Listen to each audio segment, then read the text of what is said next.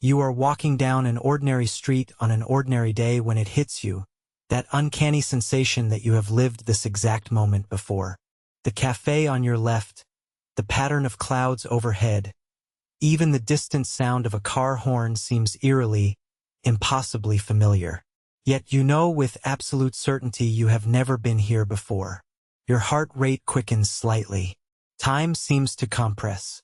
For 2 to 3 seconds, reality itself feels slightly off-kilter, as if you have accidentally glimpsed behind the curtain of existence.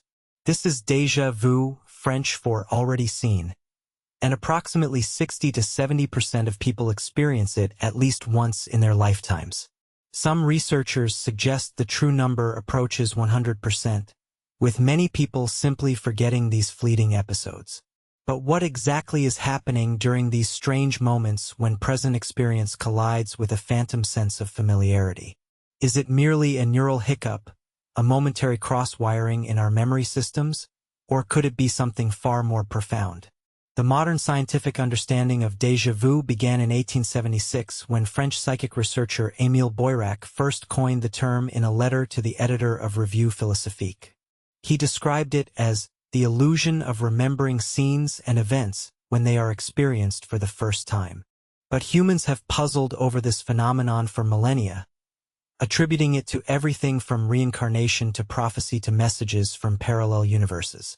Dr. Christopher Kaplan, a neuroscientist at MIT's Center for Memory and Brain, has dedicated his career to understanding why our brains occasionally convince us we have lived through moments we demonstrably have not.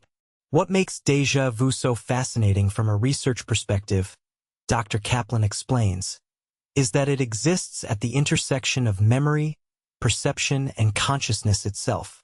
It is one of those rare subjective experiences that tells us something profound about how our brains construct reality. The paradox of déjà vu lies in its dual nature. It feels like a memory, yet we simultaneously recognize it cannot be a genuine memory. It is a recognition without recollection, a familiarity divorced from its source.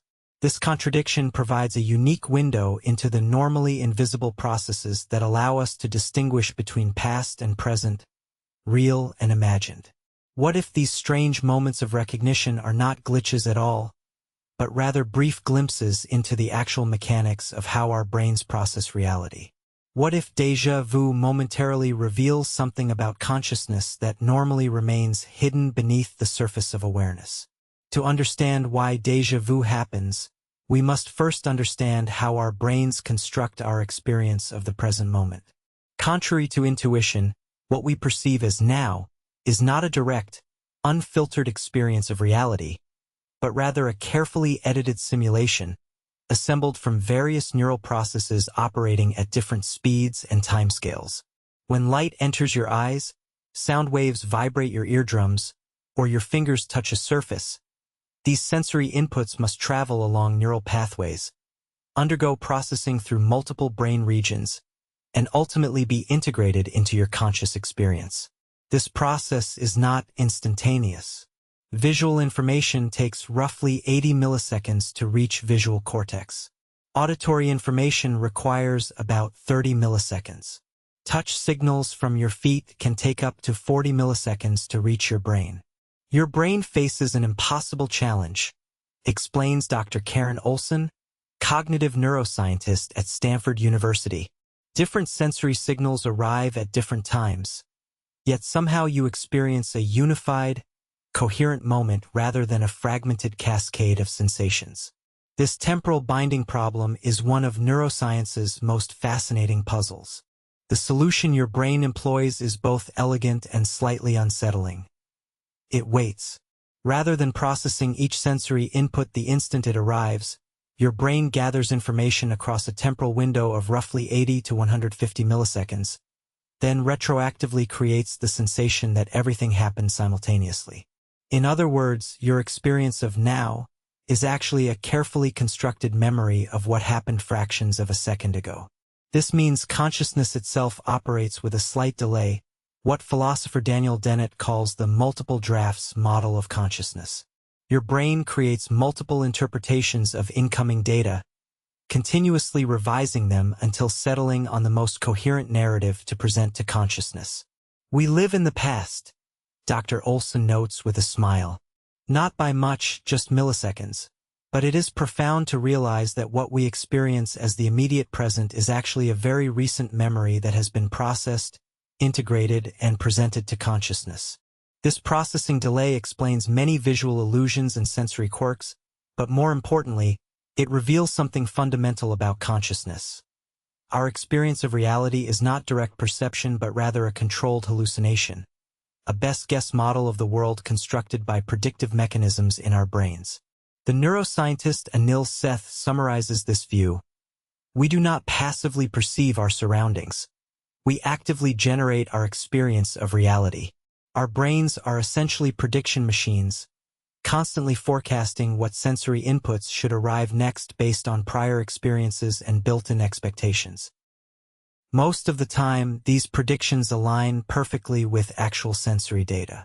When you walk into your kitchen, your brain predicts the layout, the colors, the location of appliances, and these predictions are instantly confirmed by incoming visual information. The match is so seamless that you never notice the predictive process operating beneath your conscious awareness. But occasionally, predictions and perceptions misalign in revealing ways. Consider what happens when you are watching a film and the audio suddenly falls out of sync with the video. The temporal mismatch becomes immediately apparent, revealing the normally invisible process of audiovisual integration. In 1986, neurologist Benjamin Libet conducted a landmark experiment demonstrating this predictive nature of consciousness. He asked participants to spontaneously move their fingers while he measured both their brain activity and the moment they became aware of deciding to move. Astonishingly, he found that the brain's preparatory activity, the readiness potential, began approximately 350 milliseconds before participants reported deciding to move. In other words, the brain began initiating the action before the person was consciously aware of deciding to act. This finding shocked the scientific community and sparked decades of debate about free will and the nature of consciousness. While many interpretations exist, one compelling explanation is that consciousness involves both predictive and retrospective elements. The brain prepares for probable futures while simultaneously constructing a coherent narrative of what just happened. And this is where déjà vu enters the picture. Several prominent theories suggest that déjà vu occurs when these normally synchronized systems of prediction and perception temporarily misalign, or when the mechanisms that distinguish between familiar and unfamiliar experiences briefly malfunction. In 1994, cognitive psychologist Alan Brown reviewed over 40 theories of déjà vu that had been proposed throughout scientific history. These ranged from the paranormal, past lives, precognition, to the neurological, temporal lobe epilepsy, neural transmission delays, to the psychological, divided attention, implicit familiarity. From this vast theoretical landscape, several scientific explanations have emerged as particularly compelling. The first major scientific framework for understanding déjà vu focuses on memory processes. According to this view, déjà vu results from a temporary dissociation between familiarity and recall, two distinct memory systems that normally work in tandem. Our memory is not a single system but rather a collection of specialized subsystems, explains Dr. Christopher Kaplan. Familiarity is the quick, automatic sense that you have encountered something before, while recollection involves consciously retrieving specific details about when and where you encountered it. Normally, when you encounter something familiar, both systems activate. You feel the sense of familiarity and can recall relevant details. When you see a friend's face, for instance, you immediately recognize them, familiarity, and can retrieve information about your relationship, recollection. The memory glitch hypothesis suggests that déjà vu occurs when the familiarity system activates independently from recollection.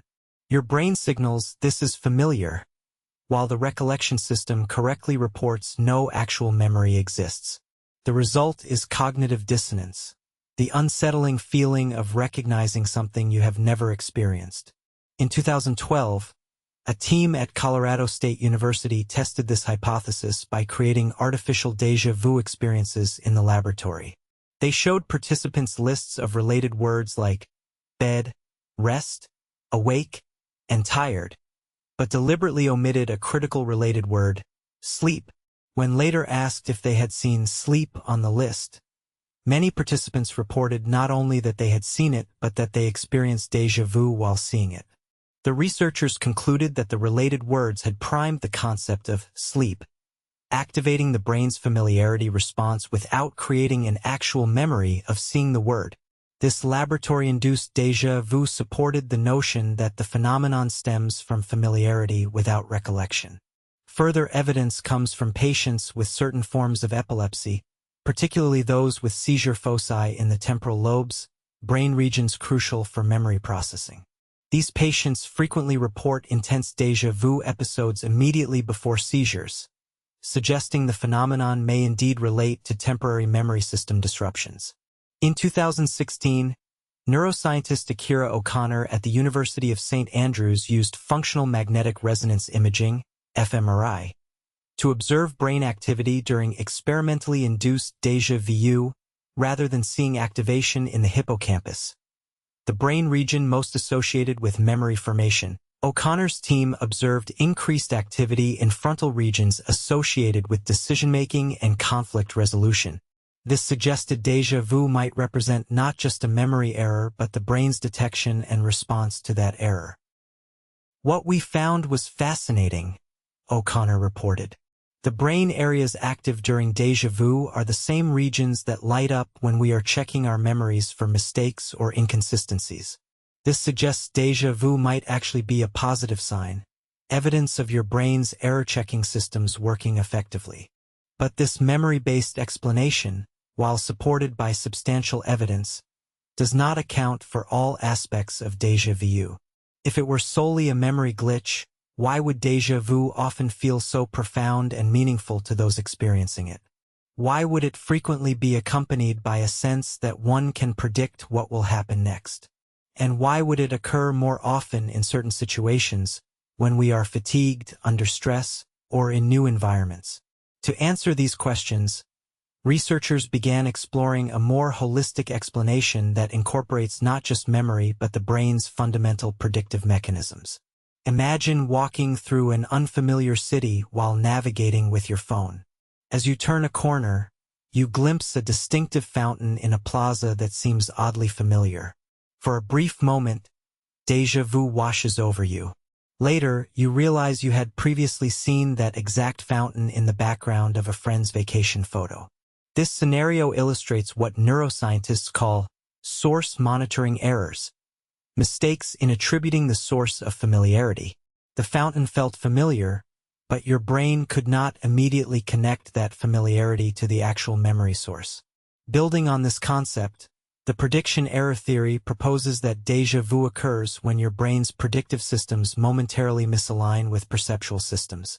According to this view, déjà vu is essentially a hiccup in the brain's reality-generating machinery. Your brain is constantly making predictions about what you will see, hear, and experience next, explains Dr. Karen Olson. When you enter a cafe, before you consciously process the details, your brain has already activated templates of what cafes typically contain: tables, chairs, a counter, the smell of coffee. These predictions normally help you process information more efficiently. The prediction error theory suggests that déjà vu occurs when a current scene matches a prediction template activated by subtle environmental cues you did not consciously notice. Your brain recognizes the match and signals familiarity, but since you have no recollection of the prediction process itself, the familiarity feels mysterious and unexplainable. In 2018, researchers at the Cognitive Neuroscience Laboratory in France conducted an experiment using virtual reality to test this hypothesis. Participants navigated through virtual scenes where certain spatial layouts were subtly repeated with different visual appearances. When encountering a spatial arrangement they had previously experienced but with new visual elements, participants frequently reported déjà vu sensations. The researchers concluded that the brain had encoded the spatial layout without conscious awareness, creating a prediction template that later matched the new scene. The familiarity generated by this match, combined with the novel visual elements, created the classic déjà vu conflict between familiarity and known novelty. This theory gains further support from the observation that déjà vu occurs more frequently during unusual attentional states. Fatigue, stress, and divided attention can all disrupt the normal synchronization between predictive and perceptual processes. When you are tired or distracted, your brain may process sensory information in fragments rather than as a coherent whole, increasing the likelihood of temporal misalignments. Think of it like watching a live television broadcast with a slight transmission delay, suggests Dr. Christopher Kaplan. If the delay becomes noticeable, you might experience the strange sensation of knowing what the announcer will say just before they say it, not because you are psychic, but because of a processing asynchrony. The prediction error theory also explains why déjà vu is often accompanied by a sense of premonition, the feeling that you not only recognize the current moment but can predict what will happen next. If déjà vu stems from activated prediction templates, this anticipatory quality makes perfect sense. Your brain has already generated a model of how the scene should unfold. Neurologist Endel Tulving called this chronesthesia, the ability to mentally travel through time, both backward into memory and forward into anticipated futures. During déjà vu, this normal chronesthesia process may become temporarily disrupted, creating confusion between remembered past, experienced present, and predicted future. In rare but fascinating cases, some individuals report déjà vécu, already lived, rather than merely déjà vu, already seen. This more immersive experience involves not just visual recognition but a comprehensive sense of having already lived through an entire sequence of events, often with the unnerving feeling of knowing exactly what will happen next. A 2007 case study published in the journal Brain described a 23-year-old British man who experienced such persistent déjà vécu that he stopped watching television, reading newspapers, or listening to the radio. He insisted he had already seen every news story and every program, making these activities pointless repetitions. Neurological examination revealed subtle damage to his temporal lobes, supporting the link between memory systems and déjà vu experiences. The prediction error theory represents a significant advance in our understanding of déjà vu, but it still does not fully explain why the experience often carries emotional and even existential weight. For that, we need to examine how déjà vu relates to the brain systems for evaluating significance and meaning. When déjà vu strikes, it rarely feels trivial. Even though the experience typically lasts only seconds, it can leave a lingering impression, a feeling that something important or meaningful has occurred. This emotional resonance suggests that déjà vu involves more than just memory systems or prediction mechanisms. It also engages the brain's networks for determining significance. Neuroscientists have identified a brain system called the salience network, which includes the insula and anterior cingulate cortex. This network acts as a relevance detector, constantly monitoring internal and external stimuli to determine what deserves attention. When something unusual, threatening, or significant occurs, the salience network sounds the alarm, directing cognitive resources toward understanding and responding to the salient event. The salience network is essentially your brain's importance filter, explains Dr. Karen Olson. It highlights experiences that require further processing while allowing routine, expected inputs to fade into the background.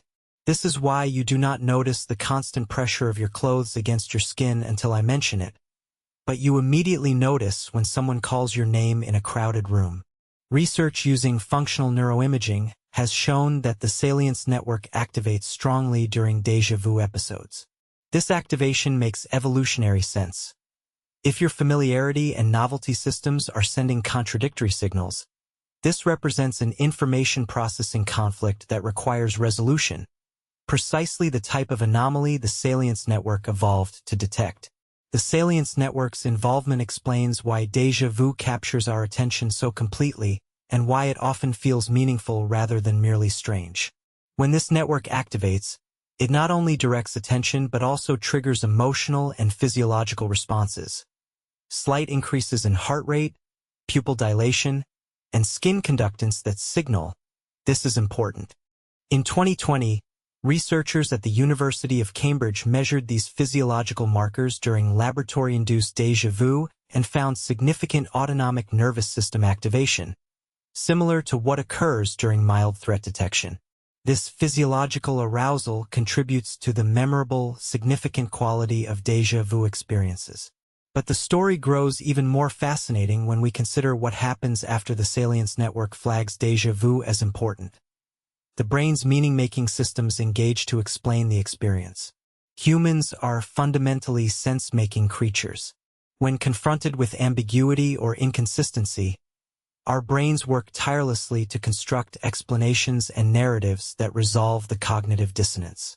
This drive for coherence is so powerful that it operates largely outside conscious awareness, presenting us with conclusions rather than revealing the process that produced them. During déjà vu, your brain detects a mismatch between familiarity and novelty systems. The salience network flags this as significant, and then meaning-making systems attempt to resolve the contradiction. Because the actual neural mechanisms responsible for déjà vu operate below conscious awareness, your brain may generate alternative explanations that feel intuitively correct even if scientifically unlikely. This explains why many people interpret déjà vu through supernatural or metaphysical frameworks. Past lives, premonition, parallel universes, or glitches in reality. When the true neurological causes remain invisible, the conscious mind fills the explanatory gap with culturally available concepts that seem to fit the phenomenological experience. From a scientific perspective, the paranormal explanations for déjà vu are almost certainly incorrect, notes Dr. Christopher Kaplan. But they persist because they match the subjective quality of the experience better than a dry discussion of temporal lobe function or prediction error. When something feels mysterious and meaningful, we naturally reach for explanations that honor those qualities. The anthropologist Claude Lévi-Strauss observed that humans have an innate drive to transform incomprehensible experiences into comprehensible narratives through mythological thinking. Déjà vu, with its inherent strangeness and resistance to immediate explanation, provides perfect material for this meaning-making process. This does not mean we should dismiss the subjective significance of déjà vu. The feeling that these experiences reveal something profound about reality may be neurologically justified, even if the specific interpretations are not literally true. Déjà vu genuinely does reveal something profound. It momentarily exposes the constructive nature of conscious experience by creating a situation where the normally seamless processes of reality construction become briefly visible through their malfunction. While most people experience déjà vu as an occasional, fleeting curiosity, for some individuals it becomes frequent, intense, and disruptive. These cases often provide the most illuminating insights into the neurological basis of the phenomenon.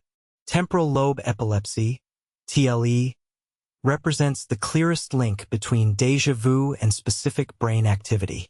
Approximately 60 to 80% of TLE patients report experiencing déjà vu immediately before seizures. These auras often include not just recognition but also intense emotional responses, commonly fear, but sometimes euphoria or a profound sense of significance. In 1958, neurosurgeon Wilder Penfield conducted groundbreaking research by electrically stimulating the temporal lobes of epilepsy patients during surgery. When he stimulated certain regions of the temporal cortex, patients spontaneously reported vivid memory-like experiences and déjà vu sensations. This provided the first direct evidence that déjà vu could be neurologically induced by activating specific brain regions. Modern research has refined our understanding of which temporal lobe structures are most implicated in déjà vu. The pararhinal cortex, which helps discriminate between familiar and novel stimuli, appears particularly important. When this region is electrically stimulated, patients report déjà vu-like experiences more consistently than with stimulation of other temporal lobe areas. What makes the epilepsy connection so valuable from a research perspective? Explains Dr. Kaplan. is that it allows us to establish causation rather than mere correlation. When electrical stimulation of a specific brain region reliably produces déjà vu, we can be confident that region plays a causal role in the experience. The case of a French man identified as MB in the medical literature provides a particularly striking example. Following a minor car accident in 2006, MB began experiencing near-constant déjà vu. He described feeling trapped in a time loop, where every experience seemed to be a repetition of something he had already lived through. Neurological examination revealed subtle damage to his temporal lobes and hippocampus, disrupting the normal functioning of his familiarity assessment systems. MB's case illustrates how devastating pathological déjà vu can become when the normal, fleeting experience transforms into a persistent state. He developed significant depression and anxiety as a result of his condition, reporting that the continuous sense of repetition made life feel meaningless and predetermined. Another revealing case involved a 23-year-old Canadian woman who experienced such frequent and convincing déjà vu that she came to believe she could predict future events. She would complete strangers' sentences, convinced she had heard their words before, and make decisions based on what she felt was foreknowledge of outcomes. Neuroimaging revealed abnormal activity patterns in her right temporal lobe, particularly in regions associated with familiarity processing. These pathological cases highlight an important distinction between typical and atypical déjà vu. In healthy individuals, déjà vu includes both the sense of familiarity and the metacognitive awareness that the familiarity is incorrect. You have not actually experienced the moment before despite how familiar it feels. In pathological cases, this metacognitive component often weakens or disappears, leaving only the conviction of familiarity without the balancing skepticism.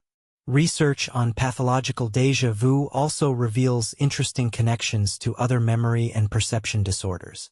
Jamais vu, never seen, represents the inverse of déjà vu, a sense that something familiar has become strangely unfamiliar or novel. This can occur in certain types of seizures during migraine auras or in some psychiatric conditions. Even more intriguing is déjà vécu, already lived, which extends beyond visual recognition to encompass a comprehensive sense of having already experienced an entire sequence of events. While déjà vu typically lasts seconds, déjà vécu can persist for minutes or longer and includes the unsettling feeling of knowing exactly what will happen next.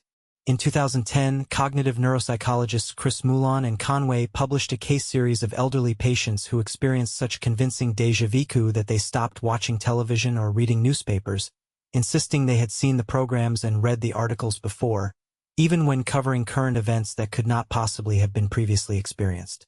These patients showed subtle neurodegenerative changes in temporal lobe structures, further strengthening the connection between these brain regions and déjà vu phenomena.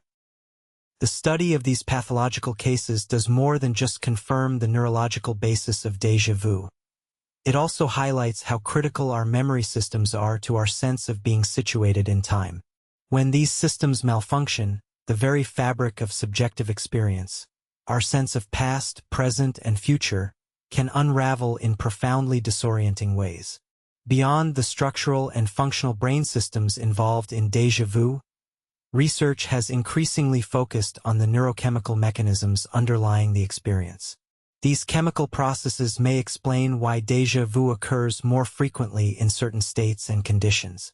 Neurotransmitters, the chemical messengers of the brain, play a crucial role in modulating how we process familiarity and novelty, explains Dr. Karen Olson. Different neurotransmitter systems can enhance or inhibit our recognition systems, potentially creating conditions that favor déjà vu experiences. The dopamine system, best known for its role in reward and motivation, also significantly influences memory formation and retrieval.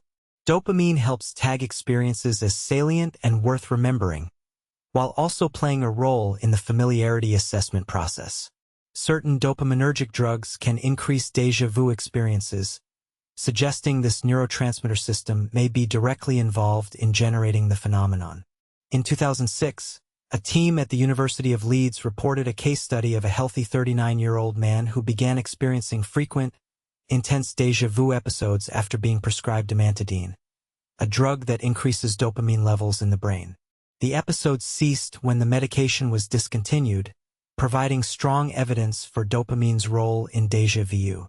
The serotonin system, which regulates mood and cognition, also influences déjà vu frequency. People taking selective serotonin reuptake inhibitors, SSRIs, occasionally report increased déjà vu experiences, particularly during the early adjustment period when beginning these medications.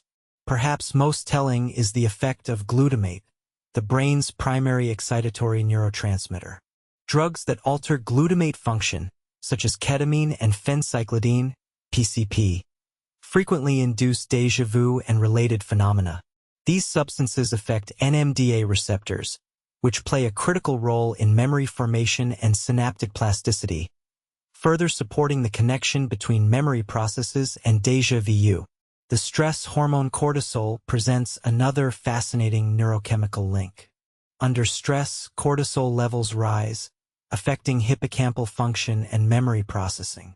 This may explain why déjà vu often increases during periods of stress, sleep deprivation, or travel, all conditions associated with elevated cortisol. The neurochemical perspective helps explain why déjà vu frequency varies so much between individuals and across different situations. Notes Dr. Christopher Kaplan. Your unique neurochemical profile, combined with situational factors that alter these chemical balances, creates your personal déjà vu fingerprint. This neurochemical understanding also connects déjà vu to broader psychological states. The dreamy, slightly detached quality of déjà vu bears similarities to other altered states of consciousness, including hypnagogic states, the transition between wakefulness and sleep, certain meditative states, and mild dissociative experiences. The renowned neurologist Oliver Sacks described these connections in his exploration of disturbed familiarity experiences, noting that brief dissociative states could trigger déjà vu by temporarily disconnecting perception from memory processes. This dissociation need not be pathological. Even healthy individuals experience mild dissociative states during long drives, repetitive activities, or periods of daydreaming. The relationship between neurochemistry and déjà vu also emerges in developmental patterns. Déjà vu experiences typically begin in childhood, around age 6 to 10, peak in adolescence and early adulthood, and gradually decline with age. This trajectory parallels the development and eventual age-related changes in memory systems and neurotransmitter function. What emerges from this neurochemical perspective is a more dynamic understanding of déjà vu, not simply as a memory error or prediction mismatch, but as an experience that emerges from the complex interplay of multiple brain systems whose functioning can be modulated by chemical states and environmental conditions. The rise of artificial intelligence, particularly neural networks designed to mimic human learning and recognition, has provided unexpected new insights into déjà vu mechanics. These computational models, while far from perfect analogs of human brains, nevertheless can reproduce certain aspects of human memory functioning, including errors that resemble déjà vu. Neural networks give us a unique opportunity to study recognition processes by building systems that can both succeed and fail in ways similar to human memory, explains Dr. Christopher Kaplan, who collaborates with AI researchers to model familiarity mechanisms. In 2019, researchers at Google's DeepMind created a neural network architecture specifically designed to distinguish between genuine memories and similar but novel inputs, a computational version of the familiarity versus recollection problem central to déjà vu. When they deliberately introduced processing asynchronies between different components of the network, the system produced false positives, identifying new inputs as familiar that paralleled human déjà vu. The computational approach offers several advantages over traditional neuroscience methods. Researchers can precisely control variables, introduce specific types of processing disruptions, and observe the resulting system behavior with perfect fidelity, all impossible with human subjects. What we have learned from these computational models, Dr. Kaplan continues, is that déjà vu-like errors are actually predicted mathematical properties of any recognition system that employs pattern completion. When a partial pattern activates a stored template, but metacognitive monitoring fails to identify this activation, you get the computational equivalent of déjà vu. Pattern completion, the brain's ability to activate an entire memory from a partial cue, appears particularly important in understanding déjà vu. If you encounter a scene containing elements similar to a previous experience, your brain might activate the entire memory template without you consciously recognizing the specific triggering elements. Imagine entering a hotel room that has a similar layout to your childhood bedroom: the window position, the relationship between door and bed, the angle of morning light. These spatial similarities might trigger pattern completion for the childhood room template, generating familiarity without conscious recollection of the similarity's source. This computational perspective also helps explain why déjà vu often occurs in novel environments that share subtle structural similarities with familiar places. When traveling, you encounter new locations that may share architectural principles, lighting qualities, or spatial arrangements with places you know well. These similarities can trigger partial pattern activation without reaching the threshold for conscious recognition. Virtual reality (VR) research has provided particularly valuable insights into this process. In a 2018 study, participants navigated VR environments where researchers systematically manipulated spatial layouts while changing visual appearances. When participants encountered a spatial arrangement they had previously experienced but with entirely new visual elements, they frequently reported déjà vu sensations. The computational approach also illuminates why certain individuals experience déjà vu more frequently than others. People with more efficient pattern completion mechanisms, often correlated with creative thinking and associative processing, report more frequent déjà vu experiences. Their brains more readily activate stored patterns from partial matches, increasing opportunities for the familiarity-novelty mismatch that generates déjà vu. Conversely, individuals with certain types of memory impairments, particularly those affecting familiarity assessment, experience reduced déjà vu. Patients with damage to perirhinal cortex, a region critical for familiarity judgments, report fewer déjà vu experiences, supporting the essential role of familiarity processing in generating the phenomenon. The computational perspective offers an intriguing prediction. As artificial intelligence systems become more sophisticated in modeling human-like memory processes, they may eventually experience their own versions of déjà vu. Indeed, some researchers argue that certain types of processing errors in current AI systems already represent machine analogs of the déjà vu experience. If déjà vu is fundamentally a product of how any complex recognition system processes information, suggests Dr. Karen Olson, then we should expect to see similar phenomena in any sufficiently advanced artificial system designed to distinguish familiar from novel patterns. The question is whether such a system would have the metacognitive awareness to recognize the error as unusual or meaningful. This brings us back to what makes human déjà vu so fascinating. Not just the recognition error itself, but our awareness of and response to that error, the metacognitive dimension that transforms a simple processing glitch into a moment of existential wonder. Across cultures and throughout history, déjà vu has been interpreted through widely differing explanatory frameworks, yet the core experience remains remarkably consistent. From ancient philosophical texts to contemporary scientific literature, descriptions of déjà vu share the same essential features, suggesting the phenomenon reflects fundamental properties of human consciousness rather than culturally specific constructs. What fascinates me about déjà vu from an anthropological perspective, notes Dr. Karen Olson, who has studied cross-cultural interpretations of the experience, is how consistently it appears in human experience despite radically different explanatory systems. Whether you believe in reincarnation, parallel universes, or temporal lobe function, the phenomenological quality of déjà vu itself remains essentially unchanged. This universality suggests déjà vu emerges from basic properties of human brain function rather than learned cultural categories. However, culture profoundly shapes how people interpret and respond to the experience.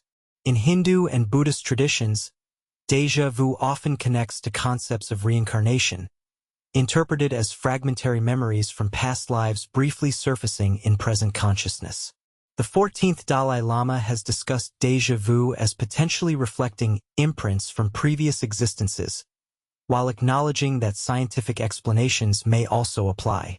Indigenous Australian Dreamtime traditions sometimes incorporate déjà vu as moments when ancestral knowledge briefly surfaces in individual consciousness, connections to the timeless realm where past, present, and future coexist. Western esoteric traditions have variously interpreted déjà vu as evidence of astral projection, precognitive dreams, or what Carl Jung called synchronicity, meaningful coincidences that reflect deeper patterns connecting mind and matter. Jung himself experienced powerful déjà vu episodes, which influenced his concept of the collective unconscious. The existential significance of déjà vu extends beyond specific cultural interpretations to touch universal aspects of human experience. The phenomenon raises profound questions about the nature of time, memory, and reality itself, questions that transcend cultural boundaries. French philosopher Henri Bergson proposed that déjà vu reveals how memory and perception normally operate simultaneously but occasionally become desynchronized, creating the illusion of remembering the present. This desynchronization momentarily reveals the normally invisible processes through which consciousness constructs our experience of reality. Existentialist philosophers have been particularly drawn to déjà vu as a phenomenon that disrupts our taken-for-granted experience of being in time. Jean-Paul Sartre described déjà vu as a moment when the translucent flow of time becomes momentarily opaque, a disruption of temporal consciousness that reveals its constructed nature. The uncanny quality of déjà vu, simultaneously familiar and strange, connects to what Sigmund Freud called the uncanny, das Unheimliche, the psychological state where something feels both intimately known and disturbingly alien. This paradoxical quality gives déjà vu its distinctive emotional resonance and existential weight. Déjà vu matters to us beyond scientific curiosity because it momentarily disrupts our ordinary relationship with reality, suggests Dr. Christopher Kaplan. For a few seconds, the seemingly solid ground of experience becomes permeable, revealing glimpses of the complex processes normally hidden beneath conscious awareness.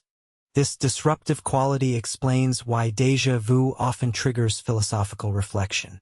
When the machinery of consciousness briefly reveals itself through malfunction, we naturally question the reliability of our ordinary experience. If reality can temporarily glitch in this way, what does that reveal about its constructed nature the rest of the time? Contemporary philosophers of mind have incorporated déjà vu into discussions of the hard problem of consciousness, the question of how physical brain processes generate subjective experience. Déjà vu provides a rare window into this problem by creating a situation where subjective experience temporarily misaligns with physical reality in a specific, reproducible way. The philosophical implications extend beyond individual experience to questions about collective reality. If consciousness constructs rather than merely perceives reality, and if these constructive processes occasionally produce identical errors across different individuals, what does this reveal about the relationship between mind and world? Some philosophers suggest déjà vu momentarily reveals what William James called the blooming, buzzing confusion that underlies our ordinarily structured experience, a brief glimpse beneath the conceptual categories that normally organize perception into coherent forms. Others, like philosopher Thomas Metzinger, see déjà vu as evidence for the self-model theory of subjectivity, the idea that what we experience as reality is actually a simulation generated by the brain, with consciousness itself being a model rather than a direct connection to the world. When you experience déjà vu, Metzinger writes, you briefly become aware of the predictive, constructive nature of consciousness itself. The machinery of reality generation momentarily becomes visible through its malfunction. This perspective aligns with contemporary neuroscientific understandings of consciousness as a controlled hallucination, not a direct perception of reality, but rather the brain's best guess model of what exists based on sensory inputs and prior expectations. Déjà vu, in this view, is not just a curious glitch but a momentary lifting of the veil that normally conceals the constructed nature of conscious experience, a brief glimpse behind the curtain of reality itself. As we integrate the diverse perspectives on déjà vu, from neurological mechanisms to computational models to philosophical implications, a more profound understanding emerges. Rather than merely a processing error or memory malfunction, déjà vu offers a unique window into the fundamental nature of consciousness itself. The experience reveals how your brain continuously constructs your reality through predictive processes operating largely beneath conscious awareness. Most of the time, these mechanisms work so seamlessly that their operation remains invisible. You simply experience a coherent, continuous reality without noticing the complex neural choreography that produces it. Déjà vu momentarily disrupts this seamless process, creating a situation where you become aware of the machinery of consciousness through its temporary misalignment. Like seeing the projector's light in a movie theater, déjà vu briefly reveals the medium through which reality is presented to consciousness. What makes déjà vu so valuable from both scientific and philosophical perspectives, explains Dr. Christopher Kaplan, is that it creates a controlled, reproducible situation where specific aspects of consciousness temporarily dissociate, allowing us to study processes that normally operate as an integrated whole. This dissociation between familiarity and recollection, between prediction and perception, creates what philosopher Thomas Metzinger calls an epistemic window, a rare opportunity to observe the architecture of consciousness through a specific type of controlled malfunction. The study of such malfunctions has proven extraordinarily valuable across scientific disciplines. Just as visual illusions reveal fundamental principles of visual processing by creating situations where the system produces predictable errors, déjà vu reveals fundamental principles of reality construction by creating a specific, reproducible error in temporal processing. As neuroscientist Anil Seth observes, the brain is fundamentally a prediction machine and consciousness itself is a controlled hallucination, a best-guess model of reality constructed from prior expectations and current sensory data. Déjà vu temporarily exposes this predictive nature when familiarity signals activate without their usual causal history. This predictive framework extends beyond déjà vu to encompass other altered states of consciousness, from dreams to psychedelic experiences to certain meditative states, all of which can be understood as variations in how the brain constructs its model of reality. The implications extend to our understanding of time itself. Our experience of now is not a direct perception of an objective present moment, but rather a constructed model that integrates information across a temporal window. Déjà vu disrupts this model, temporarily creating confusion between past, present, and predicted future. As we enter an era where artificial intelligence increasingly mimics human cognitive processes, the study of phenomena like déjà vu takes on new significance. If déjà vu results from fundamental properties of how recognition systems process information, then AI systems may eventually experience analogous states, raising profound questions about machine consciousness and the nature of subjective experience. The relationship between brain and mind, between neural activity and conscious experience, remains one of science's most profound mysteries. Déjà vu offers a unique entry point into this mystery by creating a situation where specific aspects of consciousness can be temporarily isolated and studied both subjectively and objectively. We should not dismiss déjà vu as merely an interesting glitch, urges Dr. Karen Olson. It represents a genuine opportunity to study consciousness in action, to observe how the brain constructs our experience of reality and what happens when that construction process briefly becomes visible. The next time déjà vu strikes, that uncanny feeling that the present moment has somehow happened before, consider that you are experiencing more than just a neural hiccup. You are witnessing a momentary lifting of the veil that normally conceals the machinery of consciousness, a brief glimpse into how your brain constructs the reality you inhabit. In those few seconds of disorientation and wonder, you gain rare insight into the manufactured nature of conscious experience. The world you perceive is not simply out there waiting to be observed, but is actively constructed through complex predictive processes operating at multiple levels throughout your nervous system. Déjà vu reminds us that reality itself, or at least our experience of it, is not a given but an achievement, a continuously generated model maintained through the synchronized operation of multiple brain systems. When these systems briefly misalign, the constructed nature of experience momentarily becomes visible, creating both cognitive dissonance and philosophical insight. In the end, déjà vu is not just a curious anomaly but a revelation, a fleeting glimpse behind the curtain of consciousness that reveals how thoroughly our experience of reality is constructed rather than merely perceived, showing us not just a glitch in the matrix, but the existence of the matrix itself.